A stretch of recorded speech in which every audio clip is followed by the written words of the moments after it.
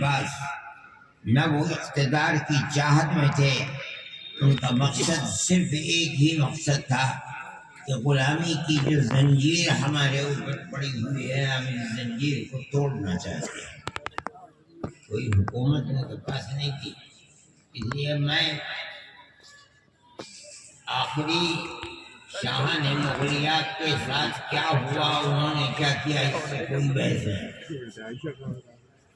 میں ٹیپو سلطان کے مسئلے سے کوئی بحث نہیں کرتا ہوں، میں تو صرف اس بات کو بتا رہا ہوں کہ اقتدار سے بالکل آزاد کسی گوشے کے اندر اقتدار کی محبت ان کے دل کے اندر نہیں تھی۔ ان کا مقصد صرف اور صرف یہی تھا کہ ملک کو آزاد کیا جائے تاکہ ہم اور ہمارے بعد آنے والی ہماری نسلیں آزادی کے ساتھ اپنے ملک کے اندر زندگی کو اختیار کر سکیں، اس کے سوا کچھ بھی نہیں۔ ان میں کیا صورت پیش آئی اس کو یاد کرنا چاہیے۔ جب سن 1799 میں سلطان ٹیپو شہید ہو گئے، 2-3 سال کے اندر ملک کے جتنے نواب تھے سب کی چھاتی پر سوار ہو کر کے ان کو بھی انگریز نے اپنا غلام بنا لیا۔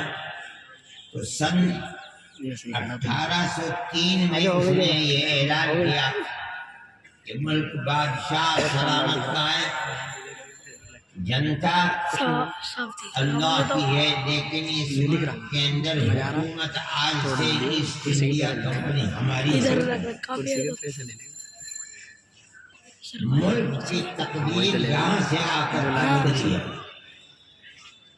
یہاں وہ اعلان ہوا ہے کہ ہم حاکم ہیں، ہندوستان کا ہر شخص ہندو ہو، مسلمان ہو، سکھ ہو، پارسی ہو، سب ہمارے غلام ہیں۔ کسی کے اندر ہمت اور جرأت نہیں تھی کہ انگریز جیسی حکومت کو زبان کھول کر کے یہ کہتا کہ تم غلط کہہ رہے ہو، ہم آزاد ہیں، ملک ہمارا ہے۔ بڑے بڑے نوابین راجا مہاراجا تھے، سب کو سانپ سونگھ گیا، کوئی کچھ نہیں کر سکتا۔ آپ اپنی تاریخ کو پڑھیے، اسی دن حضرت شاہ ولی اللہ صاحب محدث دہلوی کے بیٹے حضرت شاہ عبدالعزیز صاحب محدث دہلوی نے یہ اعلان کیا کہ ملک غلام ہو گیا، آج ہمارا غلامی سے ملک کو آزاد کرنا ہر مسلمان کا فرض ہے۔ آپ اپنے بزرگوں کی اس تاریخ کو یاد کیجیے۔ اگر یہ نہیں یاد کرو گے تو تم اپنے مستقبل کو نہ بنا سکتے ہو، نہ تمہیں یہ پتہ ہے کہ تمہاری اس ملک کے اندر کیا خدمات ہے۔ یہ اعلان سب سے پہلے ایک عالم نے کیا ہے، شاہ عبدالقادر صاحب۔ شاہ عبدالعزیز صاحب کا مدرسہ تھا، اس کے آثار آج بھی ہیں، لیکن شاہ عبدالقادر صاحب جس مسجد کے اندر رہتے تھے وہ مسجد اکبری بیگم کی مسجد تھی۔ کہا جاتا ہے کہ یہ اکبر کی بیٹی تھی جس نے اس مسجد کو بنایا تھا۔ لال قلعہ اور جامع مسجد کے درمیان میں تھی یہ مسجد۔ یہاں بیٹھ کر کے اکابر نے، ان علماء نے ایک عام فیصلہ کیا کہ ملک آج غلام ہو گیا، اس کے لیے جہاد آزادی ہر فرد کا فرض ہے۔ آپ اپنی اس تاریخ کو نہیں جانتے۔ کوئی شخص بڑے سے بڑا نواب اور بڑے سے بڑا راجا اپنی زبان کے اندر یہ طاقت نہیں رکھتا تھا کہ یہ کہہ دے کہ ملک کی آزادی کے لیے جہاد کر رہے ہیں۔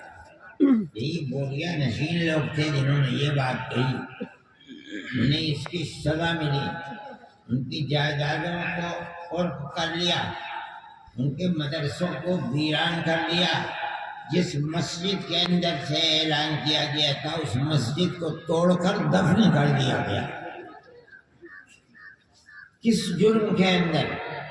یہ کیسے کہہ رہے ہیں کہ ملک کی آزادی ہمارا کردار ہے، ہمارا فرض ہے، اب ملک کو آزاد کریں۔ ان کو اپٹن لگا دی گئی جسم میں، جس کو ان کا جسم سفید ہو گیا، ان کو ایسا زہر کھلایا گیا جن سے شاہ عبدالعزیز صاحب محدث دہلوی کی آنکھیں کی بینائی چلی گئی اور وہ اندھے ہو گئے، شہر بدر کر دیا گیا، لیکن کسی طرح سے پھر اس کے بعد وہ دہلی چلے آئے۔ آپ کو معلوم نہیں، ان کے بارے میں یہ چیز مشہور ہے کہ وہ تپتی تپتی دھوپ میں جامع مسجد کے تپتے ہوئے پتھر کے اوپر، آپ نے دیکھا ہوگا پتھر ہے، ننگے پیر اس کے اوپر دوڑا کرتے تھے۔ یہ کیا تھا؟ ملک کی آزادی کی جہاد کے لیے اپنے آپ کو تیار کرتے تھے۔ یہ آپ کے بزرگوں کی تاریخ ہے جس کو آپ نہیں جانتے۔ یہ اعلان ہی نہیں کیا انہوں نے، بلکہ اپنے شاگرد ایک اور ایک ان کے خاندان کے ایک فرد سید احمد شہید بریلوی، جو حضرت علی میاں صاحب مرحوم کے آباء و اجداد میں ہیں، تکیہ رائے بریلی کے رہنے والے تھے، اور شاہ اسماعیل شہید رحمۃ اللہ علیہ، ان دونوں کو تیار اپنی زندگی کے اندر کر دیا ہزار مصیبتوں کے باوجود۔ حضرت شاہ عبدالعزیز صاحب محدث دہلوی 1824 کے اندر انتقال فرما گئے رحمت اللہ علیہ، لیکن اپنے دو شاگردوں کو تیار کر رہے تھے۔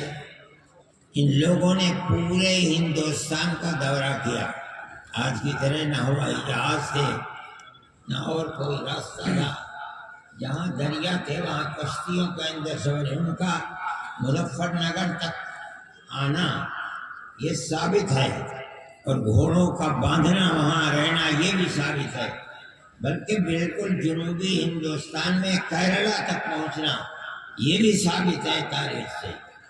کیوں سفر کیا؟